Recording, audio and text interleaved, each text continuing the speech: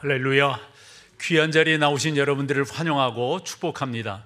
우리는 하나님을 영화롭게 하기 위해서 오늘도 모였습니다. 그 하나님은 우리의 찬양과 경배를 받으시기에 합당하신 오직 유일하신 하나님이심임을 믿습니다. 다 같이 자리에 일어서셔서 사도신경으로 우리의 흔들리지 않는 신앙을 고백하겠습니다. 전능하사 천지를 만드신 하나님 아버지를 내가 믿사오며 그 외아들 우리 주 예수 그리스도를 믿사오니 이는 성령으로 잉태하사 동정녀 마리아에게 나시고 본디오 빌라도에게 고난을 받으사 십자가에 못 박혀 죽으시고 장사한 지 사흘 만에 죽은 자 가운데서 다시 살아나시며 하늘에 오르사 전능하신 하나님 우편에 앉아 계시다가 저리로서 산자와 죽은 자를 심판하러 오시리라. 성령을 믿사오며 거룩한 공회와 성도가 서로 교통하는 것과 죄를 사하여 주시는 것과 몸이 다시 사는 것과 영원히 사는 것을 믿사옵나이다. 아멘. 아멘.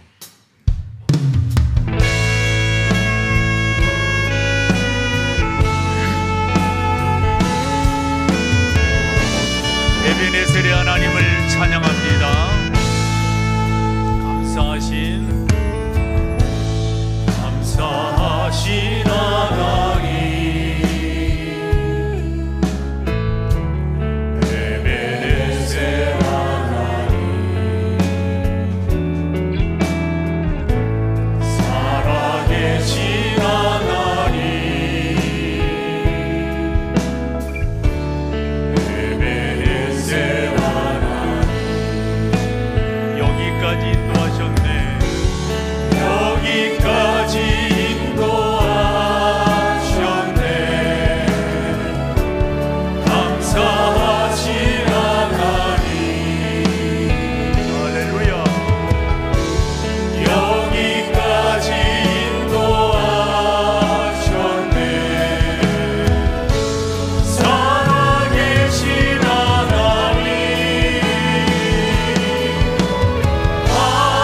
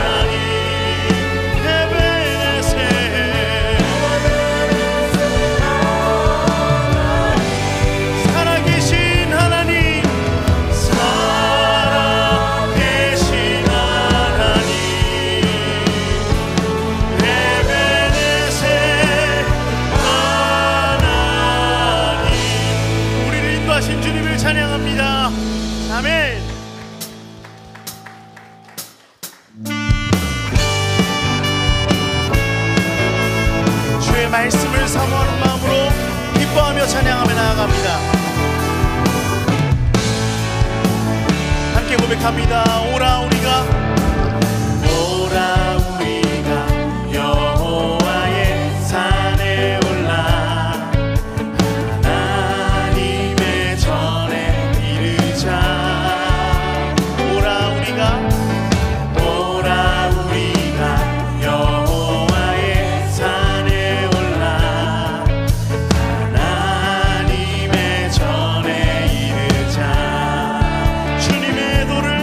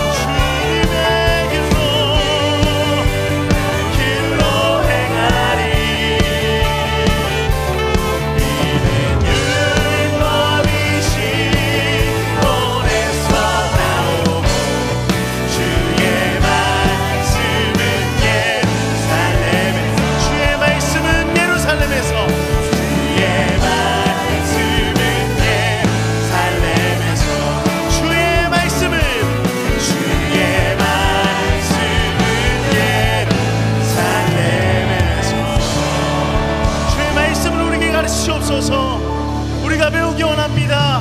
아멘.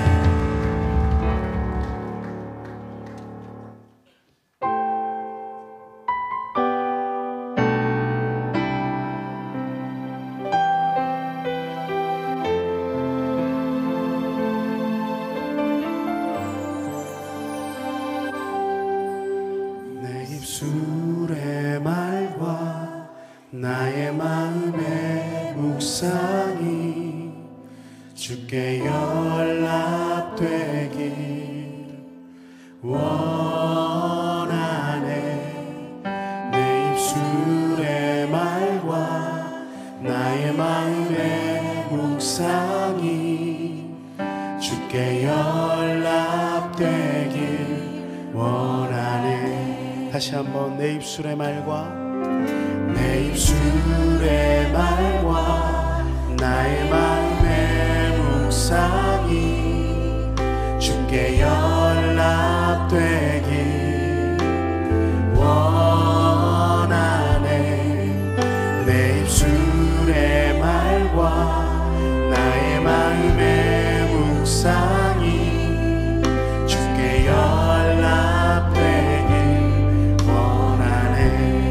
반석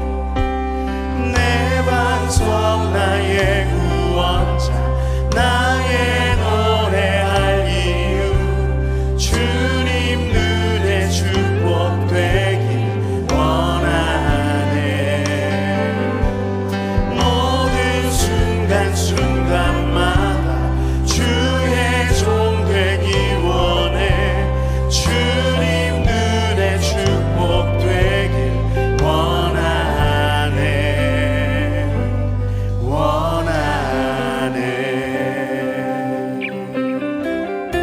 내 입술의 말과 나의 마음의 묵상이 주께 연락되길 원하네. 내 입술의 말과 나의 마음의 묵상이 주께 연락되길 원하네. 내 반석 나의 구원자 나의 노래할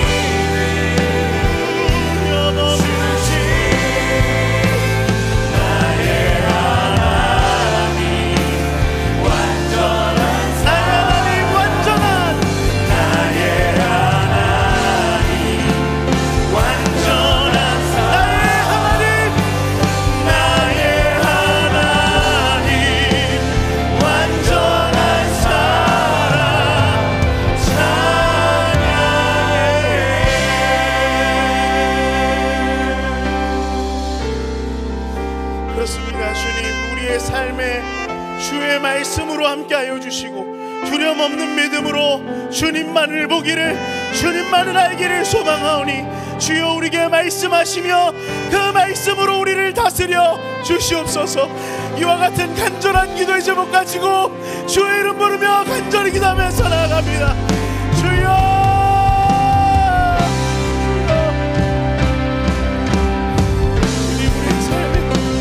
하나님의 말씀이 능력 없는 것 같을 때 당신의 얼굴을 보이시고 전능자의 그 음성을, 당신의 그 말씀을 우리에게 들려주소서. 주님, 우리의 입술에 당신의 말씀이, 우리의 모든 말 속에, 우리의 모든 노래 가운데 당신의 말씀이 있다. 주님께 우리도 이 말씀으로 와답하며 주께 연락되어지는 귀한 예배를 드릴 수 있도록 우리를 믿으시고 함께하여 주옵소서.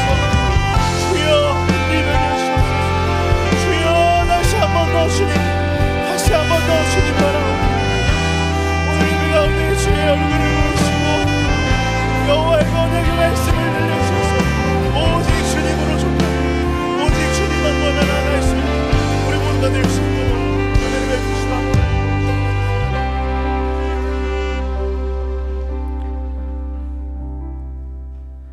사랑과 은혜가 풍성하신 하나님 아버지, 한 해의 끝자락에서 지난 1년 동안 겪어온 우리들의 삶들을 뒤돌아보니 모든 것이 하나님의 은혜였음을 고백합니다.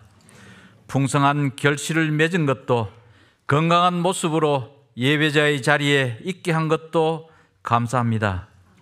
일상 속에서 날마다 겪게 되는 사소한 모든 것들이 소중하고 귀한 은혜임에도 우리들은 그 은혜를 망각하고 내가 잘나서 이룬 것처럼 교만했던 우리들의 모습들을 뒤돌아보며 하나님의 돌보심이 없는 삶은 아무것도 아님을 고백하며 나아갑니다.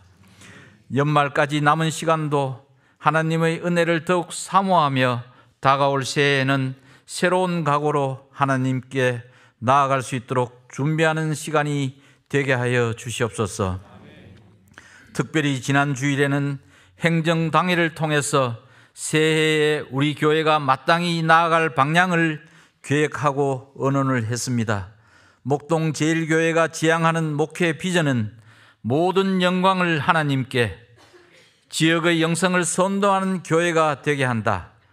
청교도주의적 개혁교회를 지향하는 건강한 교회상을 만드는 것입니다. 담임 목사님의 목회 방향성과 사역을 도우고 응원하며 믿음의 동력자로서 서로 격려하며 합심하여 나아갈 때에 이 지역의 영성을 선도하는 목동 제일교회와 우리 성도들이 되게 하여 주시옵소서. 하나님을 믿지 아니하는 이 세상 사람들이 하는 것처럼 함께하는 형제 자매들에게 개인적인 생각과 판단으로 상처 주고 험담하고 정죄하는 그러한 교회 공동체가 아니라 이 주변의 지역에 어려운 자들을 돌아보며 한 사람의 생명도 귀히 여길 줄 아는 아름답고 모범적인 공동체가 되어질 수 있도록 성령께서 인도하여 주시옵소서. 우리 교회 주일학교 어린 자녀들과 청소년들이 우리 부모님들의 아름다운 문화와 성숙된 신앙들의 모습들을 보고 듣고 배워서 믿음의 계보를 든든히 세워 나아가는 목동 제일교회가 되게 하여 주시옵소서. 특별히 수능을 치르고 논술을 준비하는 우리들 자녀들에게 하나님께서 지혜를 허락하셔서 준비하고 노력했던 결과가 실제로 나타나는 귀한 은혜가 있게 하여 주시옵소서. 이 나라 이 민족을 위해서 기도하기를 원합니다. 소비 둔화로 어려움을 겪는 자영업자들과 통상관세 문제로 어려움을 겪는 기업들과 추운 겨울에 여러 가지 질고로 어려움을 겪는 사람들의 노고를 돌아보는 지도자들이 되게 하시며 하나님을 두려워하는 지도자들이 되게 하여 주시옵소서. 특별히 우리나라가 복음으로 바로 세워지며 이 시대의 교회들이 이 민족의 희망이 되어질 수 있도록 교회들이 잘못한 부분들을 돌아보고 반성하며 교회 고유의 역할을 잘 감당할 수 있도록 기도하며 나아가게 하여 주시옵소서. 귀한 말씀을 전하실 담임 목사님에게 영육간에 강건하게 하여 주시옵고 피곤치 않게 하시며 성령 충만하게 하셔서 이 시대에 목사님에게 맡겨진 역할과 사역들을 잘 감당하게 하여 주시옵소서. 찬양을 준비한 시온성 찬양대의 노고를 하나님께서 기뻐 받아 주시옵고 보이지 않는 곳에서도 예배를 도우시는 많은 지체들의 노고에도 하나님께서 함께하여 주실 것을 미사옵고 사랑 많으신 주 예수님 이름으로 기도드리옵나이다. 아멘.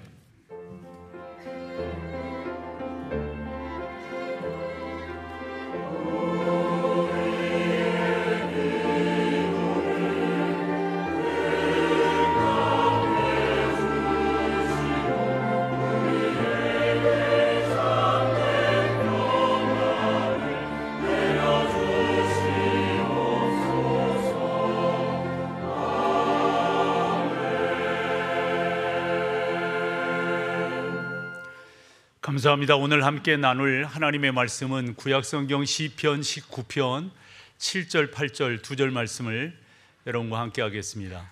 시편 19편 7절과 8절입니다. 사시였으면 우리 한 목소리로 성경을 같이 읽겠습니다.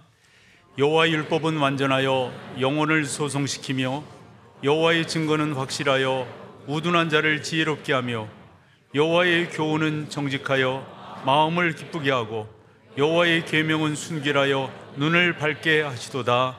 아멘.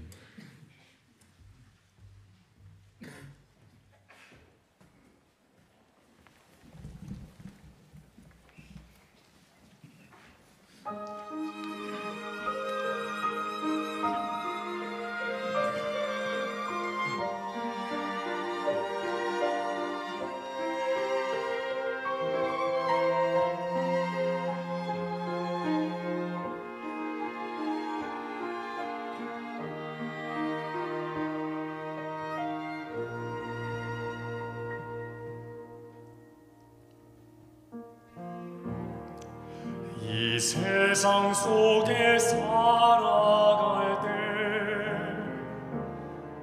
내 삶의 희망 사라질 때 나 의지할 곳 없을 때 그때 주님 오시네.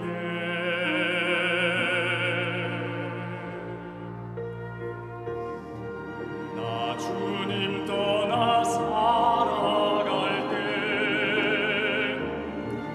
가진 건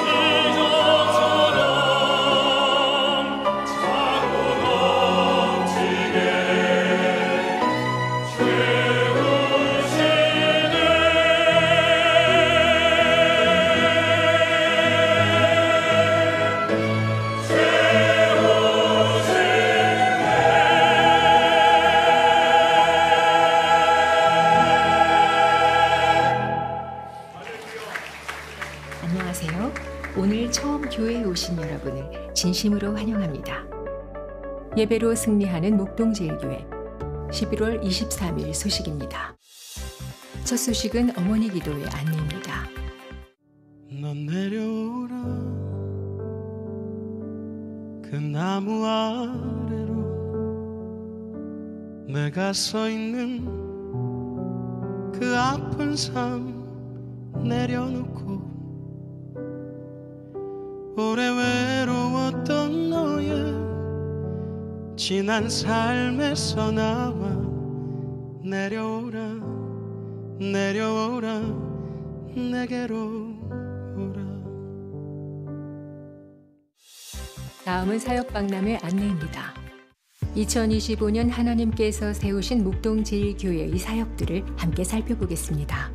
하나님을 영화롭게 하는 예배를 위해 수고하는 예배사역위원회는 교회의 모든 예배를 기획하고 준비하며 성례를 준비하는 예배팀, 예배 운용을 위한 방송, 조명, 음향으로 은혜로운 예배를 돕고 메시지를 담은 영상을 위해 기획, 편집, 제작으로 복음을 전하는 미디어팀, 교회와 교우들을 위해 마음을 모아 도구하는 중보기도팀, 가정을 위해 눈물로 기도하는 어머니 기도회가 함께합니다.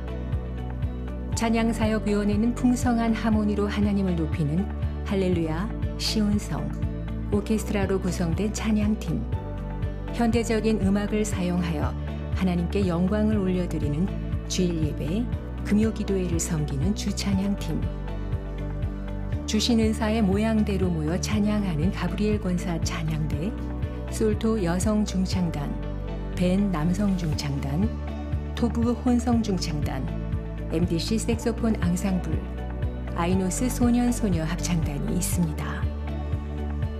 목양사역위원회는 목장이라는 가장 작은 교회를 섬기는 교구팀, 사역개발팀은 신앙훈련학교를 통해 성도들의 영적 성장과 성숙을 위해 계속해서 지원하고 있습니다. 교회의 문을 처음 두드린 새가족을 따뜻하게 맞이하는 새가족 등록팀, 따뜻한 섬김을 통해 교회의 가족이 되도록 돕는 새가족 양육팀으로 구성되어 있습니다. 다음 세대를 예배자로 세워가는 주일학교 사역위원회는 영유아부터 청년까지 하나님의 사람을 길러갑니다. 하나님이 누구신지를 몸으로 배워가는 영유아팀, 성경 66권을 하나님 나라의 이야기로 배워가는 유소년팀, 하나님의 말씀을 마음에 새기며 몸놀이로 즐거움을 나누는 어와나팀, 하나님의 세계를 탐구하며 성경적 가치를 세워가는 청소년팀, 하나님의 시선으로 세상을 이해하고 제자의 삶을 살아내는 청년팀이 있습니다. 성도들의 경사와 애사에 동참하여 함께 울고 웃는 경조사역위원회, 긴급 구제로 돕는 SOS 뱅크팀, 연약한 이웃을 돌보는 긍휼사역팀과 구제팀, 사랑의 밑반찬 봉사, 장애인 복지관 등을 섬기는 사회봉사팀으로 구성된 사회봉사 사역위원회, 교회를 출입하는 모든 분들을 친절한 미소로 섬기는 차량팀, 정성을 담은 음식으로 대접하는 식당팀, 매주 만나는 주부부터 크고 작은 모든 업무를 담당하는 행정팀, 시설을 보수하고 안전을 책임지는 영선팀이 수고하는 운영사역위원회, 교회의 재정을 효과적으로 사용하도록 정책을 수립하고 예결산을 집행하며 투명한 운용을 위한 감사까지 섬기는 재정사역위원회가 있습니다. 다음 세대의 학업을 격려하는 장학팀과 세대별 남녀 전도회로 각각 모여 교제하고 대외 사역을 몸소 섬기는 평신도 팀이 속한 평신도 사역위원회, 교회를 넘어 각 가정에 하나님의 사랑이 흘러가도록 돕는 지역사역위원회는 각 가정의 건강한 부모를 세우는 아버지 학교, 어머니 학교팀, 연로한 어르신들을 섬김으로 부모 공경을 실천하는 실버 행복 아카데미팀, 어린 자녀들을 주중에도 교회에서 복음을 배울 수 있도록 섬기는 아기 학교팀이 있습니다. 열방을 품고 함께 기도하며 국내외 교회를 지원하고 섬기는 선교사역위원회는 농어촌 교회와 국내 문서방송 선교를 담당하는 국내팀, 교회의 파송 선교사를 지원하고 소통하는 해외팀, 의료, 문화 결연을 통해 선교지를 방문하여 복음을 전하는 단기 선교팀이 있습니다. 이렇게 우리 목동제일교회는 11개 사역위원회와 38개 팀으로 구성되어 민족의 희망이 되는 교회의 사명을 감당하기 위해 부단히 노력하고 있습니다. 주의 몸된 교회를 세우는 존귀한 일에 성도님들의 많은 참여 바랍니다. MDC 주요 단편 소식입니다.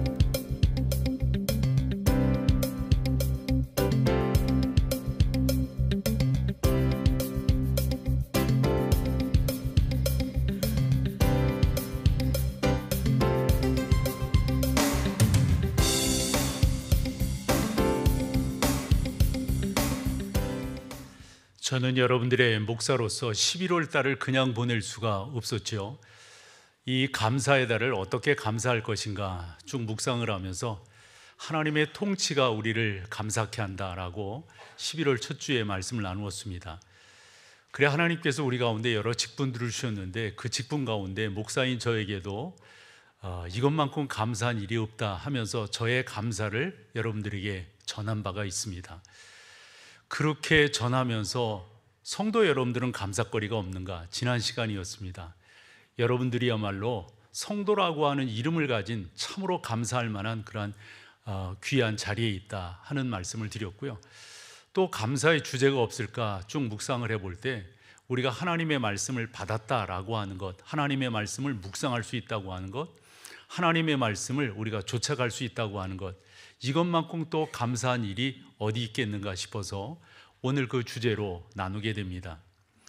사실 본문은 지난 8월 31일 날 여러분과 같이 나누었던, 그때 제가 외출을 했다가 교회에 들어와서 앞으로 어떤 식으로 목회를 할 것인가 다짐을 할 때 우리 교회는 더더욱 하나님의 말씀이 중심이 된 교회가 되어야 하겠다, 그러면서 이 본문을 선택을 했었고요.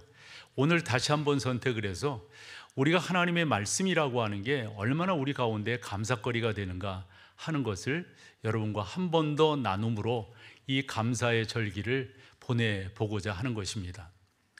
성경을 이렇게 쭉 볼 때, 특별히 구약 성경을 볼 때 이런 생각 안 하셨을까 싶어요.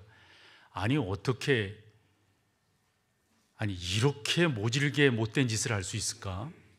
어떻게 이 지경까지 갈 수 있을까? 그런 경우가 여러분 한두 번인가요? 특별히 저는 사사기서를 보면서 이해가 안 되는 게, 이제 여호수아를 통해서 그 뒤로 이제 사사 시대가 시작되는 거 아니에요? 그러면서 가나안 땅에서 그 놀라운 은혜 가운데 들어와 사는데 어떻게 그렇게 질곡의 역사를 걸어갈 수 있단 말이죠?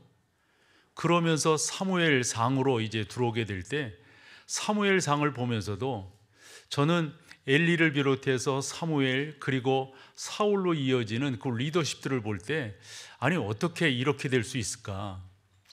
특별히 사울이 전쟁에서 지게 되니까 법궤를 가지고 나가서 그러면 이길 수 있으리라, 그게 말이 되냔 말이에요.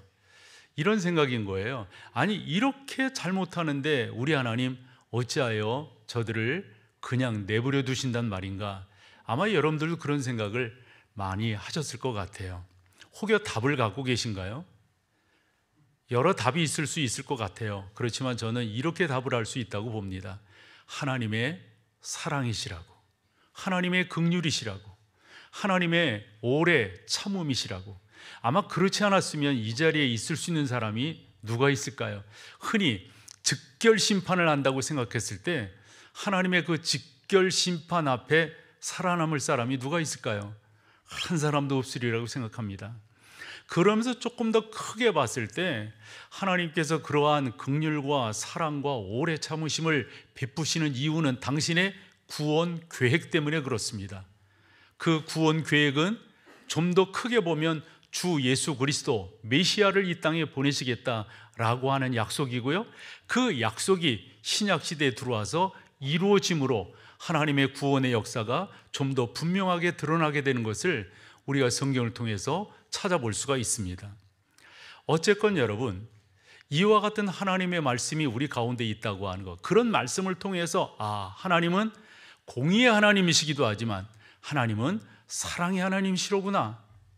그 사랑의 하나님이 공의의 하나님을 좀 더 어거하고 감싸서 지금 우리가 이 자리에 있게 하는구나 라는 고백이 여러분들을 이 자리에 있게 했다라고 저는 믿어 마지 않습니다. 사랑하는 여러분, 하나님의 구원의 놀라운 역사는 이루 말할 수가 없어요. 다르게 표현하면 신비합니다. 예를 들어 볼게요. 요한복음 3장과 4장에서 3장에서 니고데모가 나오고 4장에서 수가성 여인이 나오는데 그것은 단순히 한 남자와 한 여자, 뭐 관리요 또 비천한 여인이요 이런 차원이 아닙니다. 그것은 인류 전체를 대표하는 하나의 대표 주자로서 등장하고 있습니다. 특별히 4장으로 가보면 수가성 여인이 그가 예수 그리스도를 만났을 때 너무도 놀랍니다. 당신이 유대인인데 어찌하여 나한테 이 사마리, 왜냐하면 그 당시는 상종을 안 했더랬잖아요. 어떻게 물을 달라고 하느냐? 그때 우리 주님 말씀하셨어요. 물을 달라 하는 이가 누구인지를 당신이 알았다면 그런 말을 못할 걸. 그러면서 우리 주님께서 하나하나 말씀을 해나가시다가 이렇게 말씀을 하세요. 지금 있는 남편도 내 남편이 아니다, 이리 말씀하세요. 그래서 우리가 일반적으로 볼 때 이 수가성 여인의 5번의 결혼이라고 하는 것은 단순히 그냥 결혼이 아니라 그것은 결혼이라고 하는 상징성, 즉 인간의 궁극적 행복을 찾아서 방황했던 한 인간 군상을 우리 가운데 보여주고 있다, 이리 보는 거예요. 우리 주님 말씀하셨어요. 그 자체도, 지금 있는 그 자체도 너의 행복이 아닐 것이다. 누구십니까? 내가 주는 물을 마시는 자는 영원히 목마르지 아니하리라. 그러면서 우리 주님이 설명을 계속해 나가세요. 그때 그 여인이 고백합니다. 그렇군요. 당신이 이제까지 말씀하시는 걸 보니까 당신은 선지자이시군요. 당신은 메시아이시군요. 이런 고백을 한다고요. 그러면서 예배를 어떻게 드려야 되는가? 그 질문과 함께 우리 주님께서 예배란 무엇인가를 설명을 해줄 때 그 여인이 깨닫게 됩니다. 우리가 기다리던 그 메시아가, 그래서 동네로 들어갈 때 성경은 뭐라고 설명하냐면 그가 물을 뜨러 왔는데 그 물동이를 그대로 두고 돌아갔다 그랬어요. 그 물동이라고 하는 것은 단순히 목마름을 채워주는 그런 물동이가 물동이가 아니고 우리 인생의 기가람을 채워주는 것. 그러니까 예수 그리스도를 만나게 되니까 이제까지 내가 움켜쥐고 쥐고 이제까지 귀하다고 생각해서 그 모든 것들이 다 본 거예요. 아무것도 아닌 걸 알고 그 여인이 동네로 들어갑니다. 그러면서 외칩니다. 간단합니다. 와 봐라, 우리가 찾던 그이다 이거예요. 우리가 이제까지 고뇌하고 이제까지 고민하고 이제까지 그렇게 염려하고 그렇게 찾으려고 했던 그 본체가 지금 와 계시다. 와 봐라, 와 봐라. 그럴 때 사람들이 예수 그리스도를 이제 찾게 된단 말이에요. 그러면서 성경을 봤더니 많은 사람들이 예수님을 믿었다 했는데 우리가 41절로 한번 가보실까요? 이게 요한복음 4장 41절인데요. 예수님의 말씀으로 말미암아 어떻다요? 믿는 자가 더욱 많아졌다 이래요. 그런데 저 말씀 앞으로 조금 가보면은 그 여인이 전해준 것 때문에 사람들이 호기심에 차서 예수님을 찾아갑니다. 그러면서 예수님의 말씀을 듣는데 성경은 뭐라고 말씀하냐면 예수님께서 그들 가운데 함께 하셔서 이틀을 유하셨다 이렇게 설명하고 있음을 보게 됩니다. 같이 한번 읽어보실래요? 사마리아인들이 예수께 와서 자기들과 함께 유하기를 거기서, 여러분 왜 거기서 유하기를 거했을까요? 궁금한 거예요. 알고 싶은 거예요. 그냥 그 정도로 알아들었는데 이제 본체이신 그분을 만나니까 훨씬 더 궁금한 거예요. 그러면서 이틀을 만난 다음에 그 사람들의 고백이 우리로 하여금 고개를 끄덕이게 합니다. 그게 42절입니다. 42절 같이 읽어보실까요? 그 여자에게, 잠깐만요 여러분, 그 여자에게 말한 사람들이 누구입니까? 예수님이에요? 아니면 그 동네 사람들이에요? 그 앞에 거 읽었었잖아요. 동네 사람들이에요. 동네 사람들이 그 여자에게 말하는 거, 뭔 말을 하는가 한번 보시라고요. 이제 우리가 믿는 것은 내 말로 인함이 아니라는 거예요. 당신이 소개해 준 건 맞는데 당신이 와보라고 한 건 맞는데, 그래서 우리가 궁금해서 찾았고 이틀 동안 거한 건 맞는데, 정말 우리가 저분을 믿는 것은 당신이 말한 것 때문이 아니라는 거예요. 그 다음 봐봐요. 이는 우리가 친히 듣고 그가 참으로 세상의 구주이신 줄 알게 되었다 이거예요. 근데 여러분, 여기에서 예수님이 어떤 말씀을 들었단 말일까? 예수님이 뭐를 말씀하셨길래 이 사람들이 이렇게 변했단 말일까 했을 때, 우리로 하여금 상상하게 하는 단어가 하나 있어요. 세상의 구주이신 줄 알게 되었다. 구주신 줄을 알게 되었다는 거예요. 그럼 여러분, 구주라고 하는 말이 뭐예요? 구원자라고 하는 말이잖아요. 예수님이 무슨 말씀을 하셨기에 이제까지 그 여인이 말한 거, 이제까지 들었던 이 모든 것들을 다 결론을 지어서 진짜 저분이야말로 우리가 찾던, 우리가 믿으려 했던, 우리가 그렇게 기다렸던 메시아로구나, 구원자로구나, 이렇게 깨달았단 말일까요? 예수님이 그럼 무슨 말씀을 하셨는지는 나와 있지 않아요. 그럼 무슨 말씀을 하셨단 말일까요? 여기서 우리 질문을 한번 해보자고요. 여러분들이 지금 이 자리에 앉아 계신 이유는 어디에 있어요?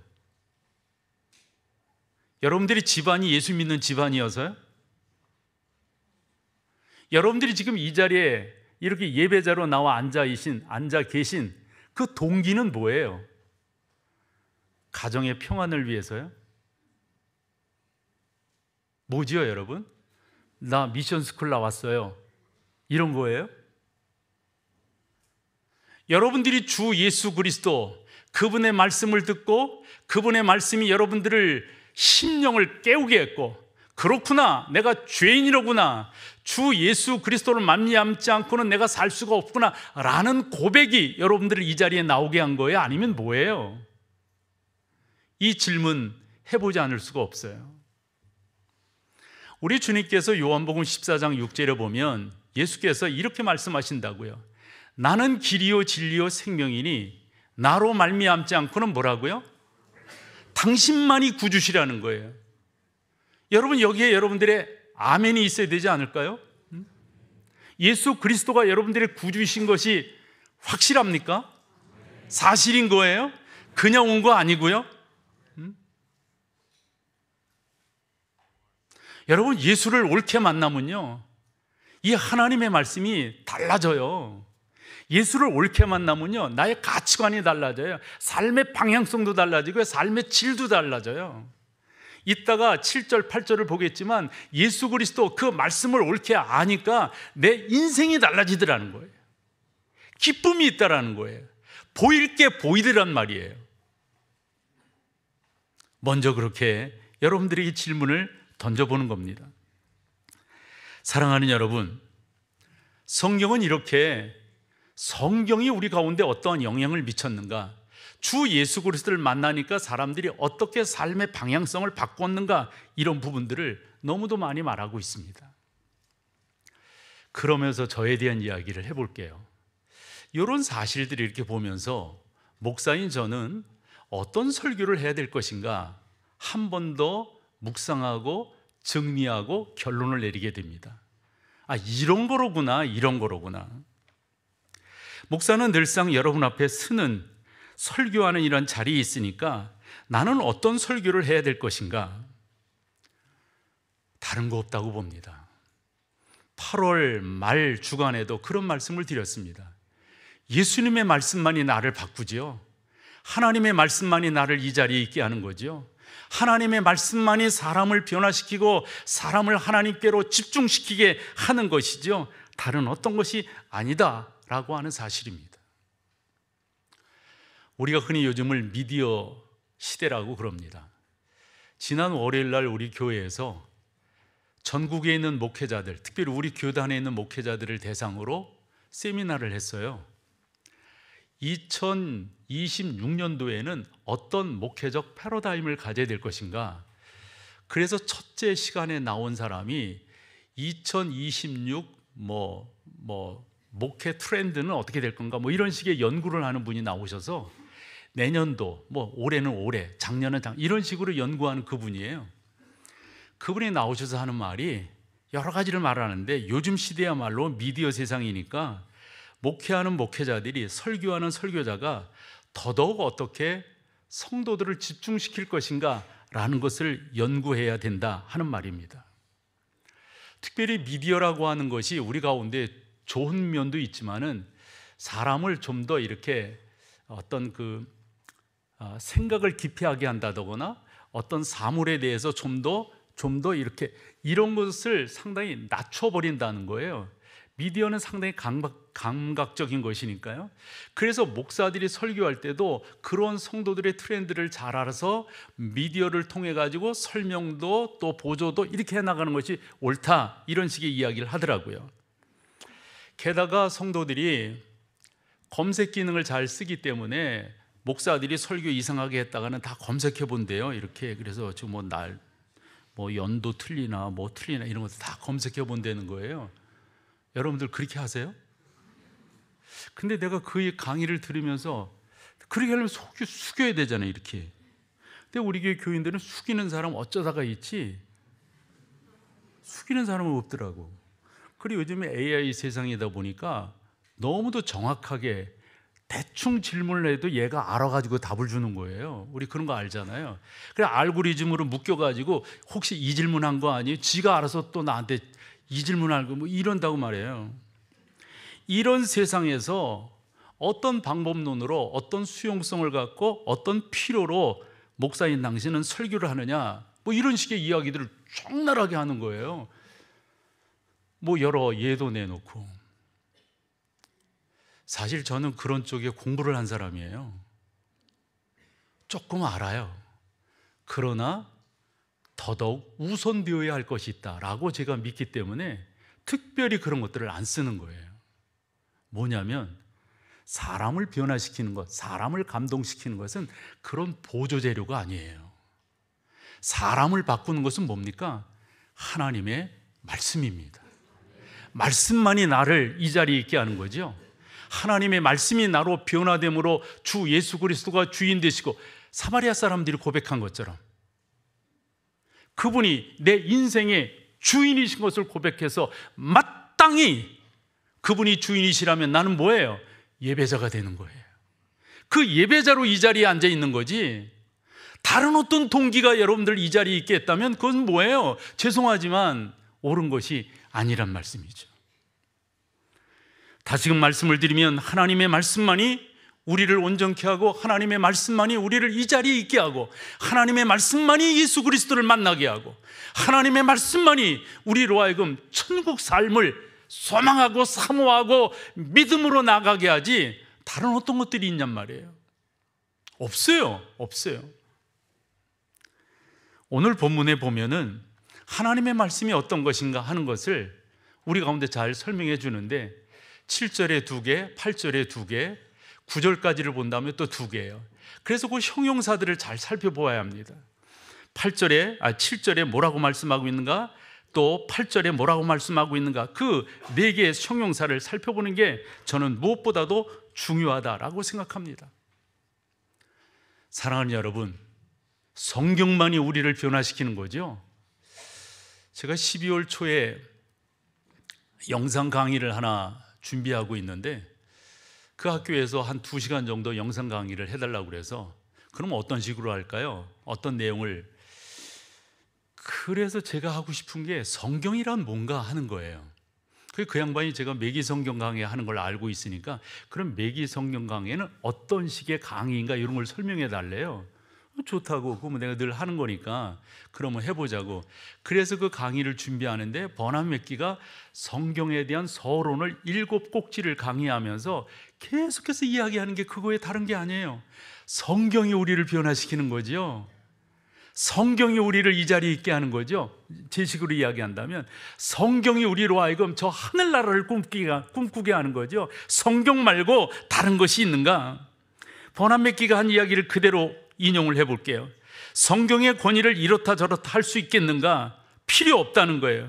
성경이 성경이 되는 것은 다른 어떤 변론이 필요 없다는 거예요. 여러분, 이렇게 이야기하니까 성경이 권위가 있는 거 아닐까요? 누가 말했기 때문이 아닌 거잖아요. 어느 설교자가 인용했기 때문에, 어느 유명한 학자가 성경은 이렇다라고 말했기 때문에 성경이 되는 게 아니잖아요. 성경은 스스로 성경이 되게 하는 줄로 믿습니다. 우리는 그 성경을 믿는 거예요. 그 성경을. 오직 성경만이 우리를 온전히 변화시킨다라고 믿는데 7절을 한번 보여줘 볼래요? 첫 번째가 뭐냐면 여호와 율법은 완전하여 그랬어요. 저기서 여호와 율법을, 하나님의 말씀은 이렇게 요즘 우리가 하는 대로 바꾸셔도 저는 지장이 없다고 봐요. 하나님의 말씀은 어떻다고요? 완전해요. 다른 뭐가 필요가 없어요. 다른 어떤 게 필요가 없어요. 다른 도움이 필요가 없어요. 하나님의 말씀은 완전하기 때문에 이 하나님의 말씀만이 우리를 어떻게 한다? 살릴 수 있다. 살릴 수 있다. 아멘. 여러분, 하나님의 말씀이 우리를 살리는 오직 유일한 하나님의 말씀인 것을 믿습니다. 그 말씀만 우리가 믿고 나아가는 거죠. 이 하나님의 말씀이 온전하다라고 하는 이것에 대해서 여러 가지 이야기를 할 수가 있는데, 저는 이제 80년대 신학교를 다녔고 그래서 저희 때 가장 중요한, 또 가장 각광받는 이슈가 강해 설교였습니다.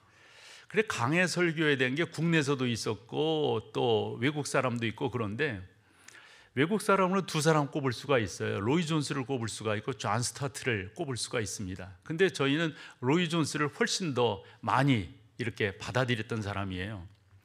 이 로이 존스는 처음부터 목사가 아니었습니다. 의사였어요. 저분은 그 웨일즈, 그러니까 런던이 있다면 서쪽 조금 위쪽으로 웨일즈라고 하는 지역이 있는데, 그 웨일즈 남쪽 카디프라고 하는 곳에서 1899년도에 태어납니다. 검색하셔도 됩니다. 그래서 82세를 삽니다. 근데 이분이 처음에는 의대를 다녔어요. 그리고 왕립의료원에서 상당히 각광받는 의사였습니다. 그러다가 27살이 되었을 때 그분이 고향을 방문하게 됩니다. 고향에 갔는데 설교를 하게 되는 거예요. 근데 그 고향 교회가 설교를 하는 로이 존스 보고 당신이 우리 교회 목사가 돼달라고. 사실 신학을 공부한 사람이 아닌데, 영국은 좀 그런 분위기가 있는 것 같아요. 그래서 그곳에서 17년을 목회를 하고, 그 다음에는 이 런던 웨스트민스터로 와서 30년을 목회를 하고, 나머지 10년은 미국이라든가 미국 웨스트민스터 그 대학이라든가 이런 데서 강의도 하고 순회 설교자로 활동을 한단 말이에요. 근데 저분이 고향 교회를 갔을 때 고향 교회가 본인 설교에 대해서는 그렇게 하면서 계속해서 다른 것들을 하는 거예요. 다른 것들. 특별히 뭘 다른 것을 했는가 봤더니 그 사람들이 설교에 대해서, 성경에 대해서 조금 지루해하는 거예요. 그래서 다른 것으로, 교회는 와야 되겠고 온 교회에서 다른 좀 재밌는 것들을 해보자. 그럼 두 가지를 하게 됩니다. 그 중에 하나가 보여주시면은, 저게 뭡니까 여러분? 빙고 하는 거죠. 빙고 게임. 그래서 무슨 퀴즈 내고 그러면 저 맞춰가지고 줄 이렇게 긋는 거 있잖아요. 이런 걸 많이 하는 거예요. 특별히 로이 존스의 전기를 보면은 금요일 날 사람들이 모여가지고 예배하고 기도하고 설교 듣고 하는 게 아니라 저런 게임을 많이 했다는 거예요. 그리고 뭐를 또 많이 하냐면 이 드라마 클럽이라고 하는 거. 그래서 연극하는 거 있잖아요. 성경이 주제로 된 이런 것들, 그 다음에 철로 역정 이런 것들을 가지고 드라마를 하는 거예요. 드라마를. 그때 로이 존스가 이런 말을 합니다. 교회의 비본질적인 프로그램을 중단해야 됩니다. 그리고 하나님의 말씀을 선포하는 설교가 회복되어야 하고, 하나님의 말씀을 묵상하고 하나님 앞에 구하는 기도가 회복되어야 합니다. 와, 얼마나 그런지. 그런데 어느 분의 그 해석을 봤더니, 그 당시에 영국이 1930년대라고 보면 1차 대전이 끝나고 2차 대전 그 중간 세대이잖아요. 이럴 때 사람들이 신앙에서 자꾸 멀어져 가는 거예요. 그럴 때 로이 존스가 이런 부분을 합니다. 하면서 하는 말이, 교회는 비본질적인 것을 제어하고 본질적인 것을 해야 됩니다. 그게 뭐냐? 하나님의 말씀인 거예요. 하나님의 말씀을 나누고 하나님의 말씀을 선포하고, 하나님의 말씀이 우리의 삶을 온전히 인도하고 이끌 수 있다고 하는 분명한 믿음을 갖게 하는 거예요. 그 가운데로 나아가는 거라고요. 우리나라도 보면 90년대, 좀 80년대부터 좀 그런 바람이 불었다라고 생각을 해요. 그래도 90년대 우리나라 찬양 그 문화가 막 일어나고 경배와 찬양 문화가 일어나고 그러면서 우리에게 익숙한 한 단어가 있었어요. 뭐였죠, 여러분? 열린 예배라고 하는 게 많이 이야기가 되었어요. 회자되었어요. 열린 예배라고 하는 것에 가장 중요한 것은 교회의 문턱을 좀 낮추자는 거예요. 교회 사람들이 처음 온 사람들이 들어와서 뭐 딱딱하게 뭐 교동문하고 뭐하고 뭐 이런 거 그건 너무너무 하다는 거예요. 그러면 좀 딱딱한 거 좀 제어하고 좀 간단하게 예배하고 문턱을 낮추고 찬양을 많이 하고 의미는 알겠는데 본질적인 것을 놓쳐버리는 그러한 것은 옳지 못하다. 사랑하는 여러분, 저는 하나님의 말씀만이 우리를 살릴 수 있지 다른 어떤 것이 우리를 살릴 수 있다고 믿지 않습니다. 하나님의 말씀을 우리는 사랑해야 됩니다. 그 하나님의 말씀에 감사해야 됩니다. 우리가 잘 아는 히브리서 4장 12절 말씀을 한번 한번 읽어보겠습니다. 같이 하죠. 하나님의 말씀은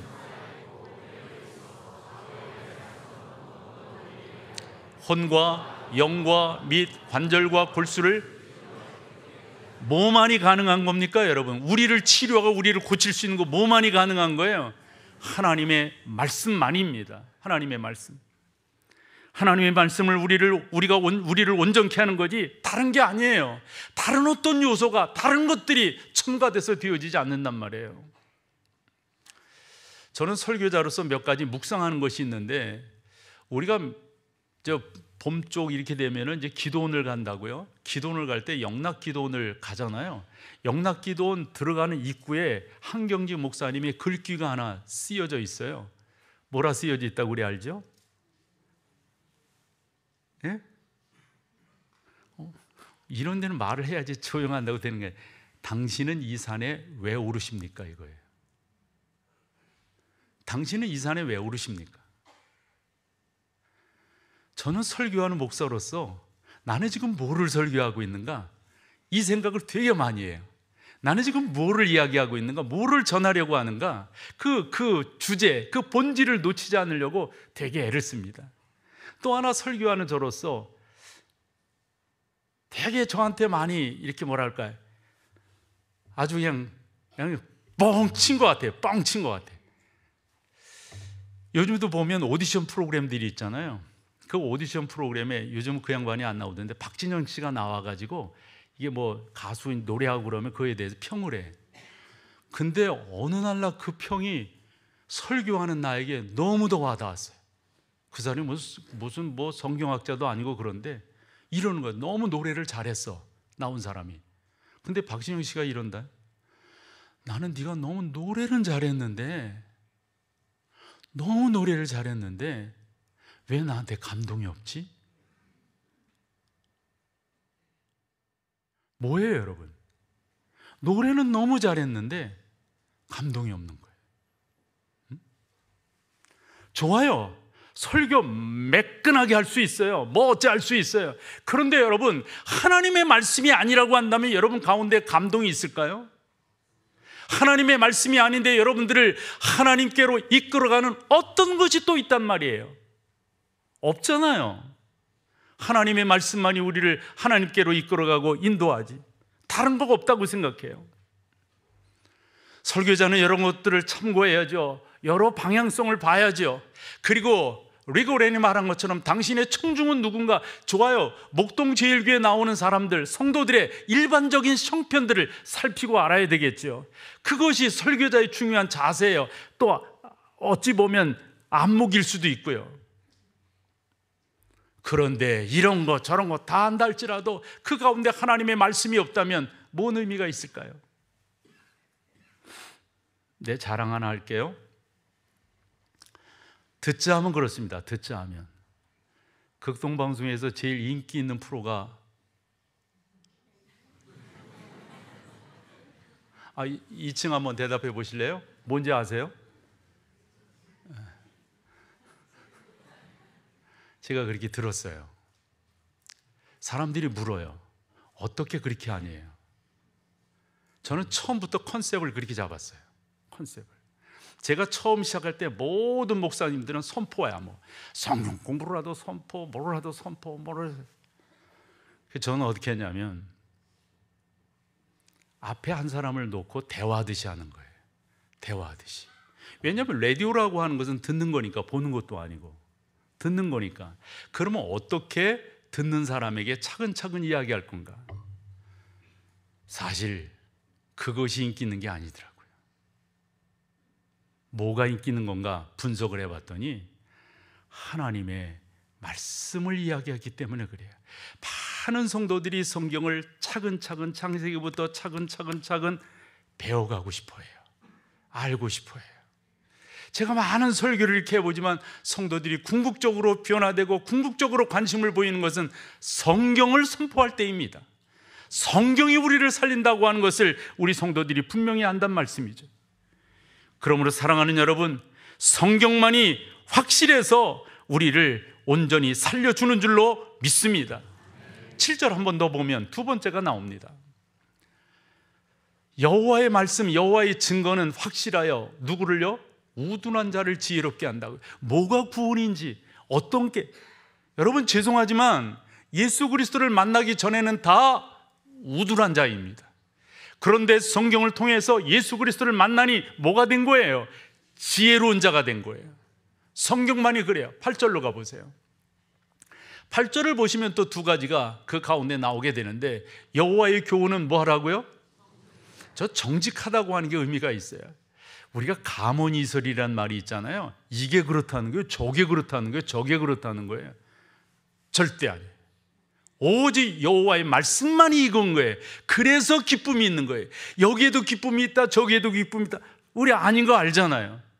여호와의 말씀만이 뭐 하라고요? 정직합니다. 그 말씀만이 우리에게 기쁨이 되는 거라고요. 그 말씀만이. 그 다음 거 한번 봐봐요. 여호와의 계명은, 여호와의 말씀은 어떻고요? 순결하여 눈을 밝게 하는. 저 의미가 뭐냐면, 우리가 아침에 안개가 꼈다고 생각해 봐요. 방향 감각 찾기 힘듭니다. 어디쯤인지도 모릅니다. 우리 인생에 그런 경우가 많습니다. 그런데 여호와의 말씀이 그 낀 안개를 어떻게 한다고요? 걷어내 줄 수가 있습니다. 방향을 어디로 가야 되는지, 하늘나라가 어느 방향인지, 우리의 영적인 눈을 어떻게 뜨고 가야 되는지, 뭔만이요? 하나님의 말씀만이 우리를 그렇게 인도해 주고 이끌어 준다라고 하는 사실입니다.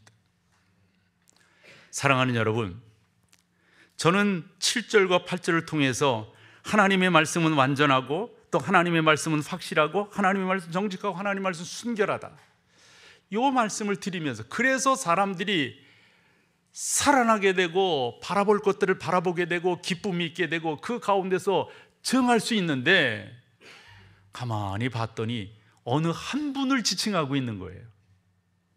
누구시죠? 예수님이세요. 예수님만이 완전하고 확실하고 정직하고 순결한 분이신 줄로 믿습니다. 그 예수가 우리의 구원자이십니다. 그 예수님을 가장 정확하게, 가장 의미 있게 말씀하는 곳이 성경이에요. 이 성경이 우리 가운데 주어져 있다고 하는 것, 감사의 조건입니까? 아닙니까? 당연하지요. 감사한 거죠. 사랑하는 여러분, 처음에 던졌던 질문 그냥 흘려버리지 마십시오. 여러분들은 지금 이 자리에 어떻게 앉아 계신 거예요? 또 다르게 왜 앉아 계신 거예요?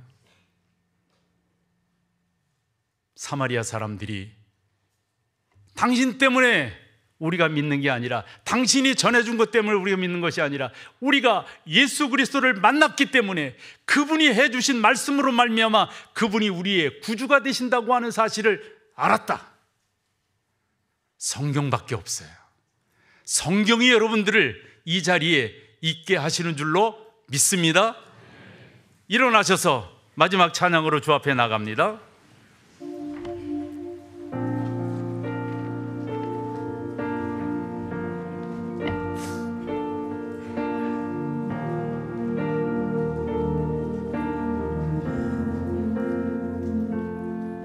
주의 나라가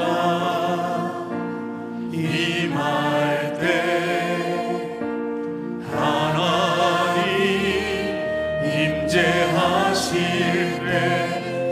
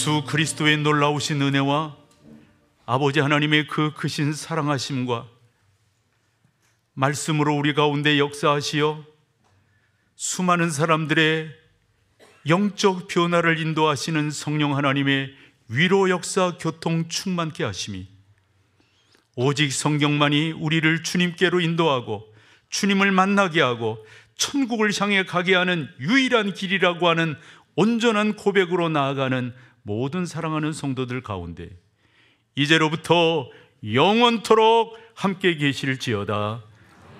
아멘.